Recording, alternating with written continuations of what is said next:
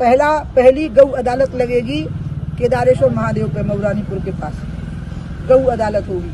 और उसमें गाय हिंदू समाज से मांग करेगी कि हम सरकार की जिम्मेवारी नहीं है, हम समाज की जिम्मेवारी है।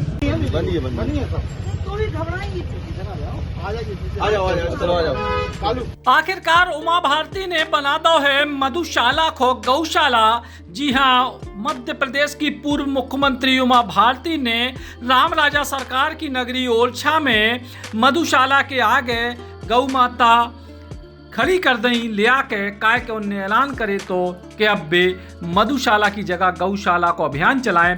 दरअसल ओरछा जो राम राजा सरकार की नगरी है, इस नगरी में प्रवेश करते ही द्वार के पहले ही आपको शराब की दुकान देखने को मिलत, जो न केवल धार्मिक श्रद्धालुओं की आस्था से खिलवाड़ है बल्कि लोगन की मान्यता परंपराओं को भी मजाक है। और ऐसे इस दुकान को स्थानीय लोग भी विरोध कर रहे थे और इसके बाद मध्य प्रदेश की पूर्व मुख्यमंत्री उमा भारती ने भी को विरोध करे तो, लेकिन अब तक जा दुकान नहीं हट पाई। सो अब उमा भारती ने शराब की दुकान के आगे खड़ी कर दी है गौ माता।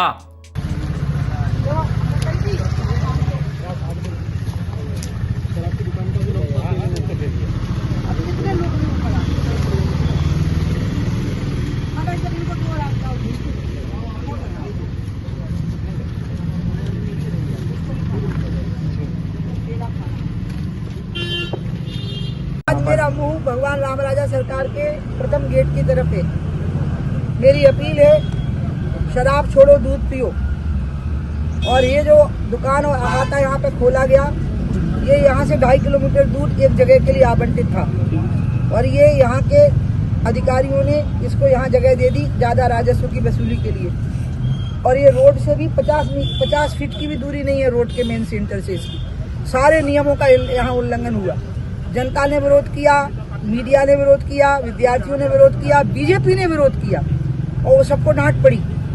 लेकिन जब मेरी जानकारी में ये बात आई तो उसके बाद सरकार ने मेरे कहने पे यहाँ नोटिस दिया, तो ये कोर्ट से स्टे लेके आ गए। इसमें मैं यहाँ विधि विभाग की भूल मानती हूँ। उनको कहना चाहिए था कि लॉ एंड ऑर्डर बिगड़ जाएगा, क्योंकि उनको स्टे मिलने का अधिकार इसलिए प्राप्त हो गया क्योंकि नीति के अंतर्गत उनको ये दुकान आवंटित हो गई थी और फिर बातचीत में नेगोशिएशंस में ये जगह उनको आवंटित हो गई।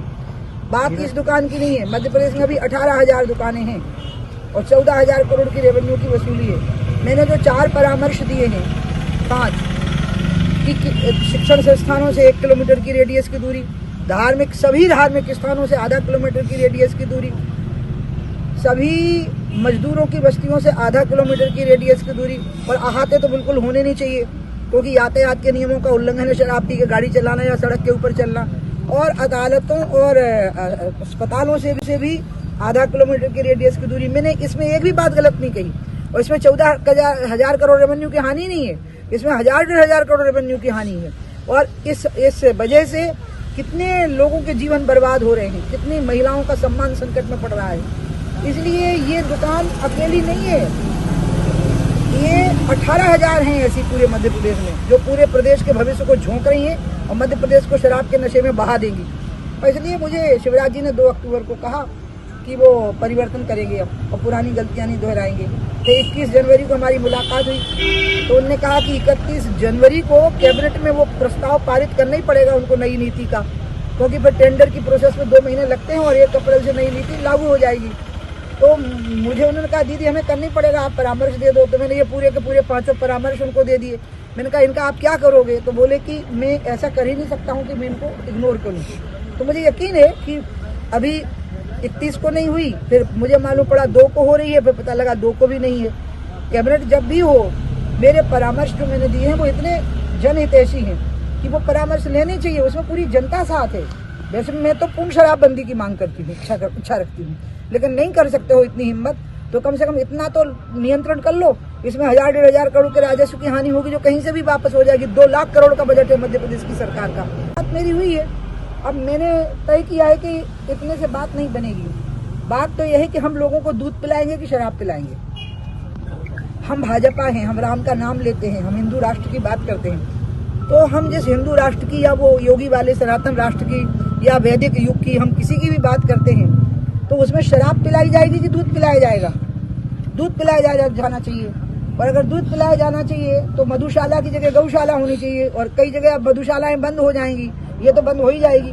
और अगर ये बंद नहीं हुई तो मुझे ही कर देना है फिर बंद। मैं देखती हूँ ना कि नई टेंडर नीति में ये जगह आती है कि क्या होता है, तो इसलिए फिर तो मैं कर दूंगी, क्योंकि फिर तो विनय न माने जलधि जड़ गए 3 दिन बीत, तो बोले राम सकोपता भय बिन हो ना प्रीत, फिर मैं राम की नीति पर ही चलूंगी। तो इसलिए ऐसी स्थिति में आज आपको एक फैसला सुनाई देती हूँ, एक नारा दे रही हूँ, शराब नहीं दूध पियो। और उसकी लिए पहली गौ अदालत लगेगी केदारेश्वर महादेव पे मऊरानीपुर के पास, गौ अदालत होगी। और उसमें गाय हिंदू समाज से मांग करेगी कि हम सरकार की जिम्मेवारी नहीं है, हम समाज की जिम्मेवारी है। करोड़ों की संख्या में गाय बेसहारा घूम रही है, सरकार कैसे संभाल पाएगी? उसको संभालने का काम समाज को करना है, गाय को संभालने का काम समाज को करना है, और शराब को संभालने का काम सरकार को करना है। और दोनों बातों को मिला करके ही गौ अदालत में गाय ही फैसला सुनाएगी। मेरे बगल में एक गाय खड़ी होगी और उसके द्वारा एक फैसला सुनाया जाएगा, उसी के द्वारा प्रस्तुत करवाया जाएगा वो फैसला। शराबबंदी को लेकर लंबे समय से मुखर हैं उमा भारती, लेकिन सरकार सुनने को तैयार नहीं है। और अब ओरछा से उमा भारती ने कर दो है जो बड़ो अभियान शुरू। देखने जोइए कि अब ई को असर जनता में और सरकार में का होत है।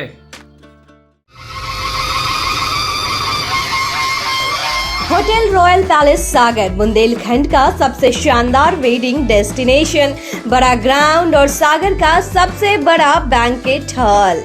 अपनी खुशियों को बनाए खास। होटल रॉयल पैलेस जहाँ पे है 45 लग्जरी रूम्स, आकर्षक AC banquet hall, pure veg स्वादिष्ट व्यंजनों के लिए कोहिनूर रेस्टोरेंट, कॉर्पोरेट जगत के लिए conference meeting hall, birthday party, kitty party को बनाए यादगार, स्विमिंग पूल और रेस्टोरेंट एंड डायमंड बार यानी रिफ्रेशमेंट का द्वार, और बच्चों के लिए गेम जोन भी।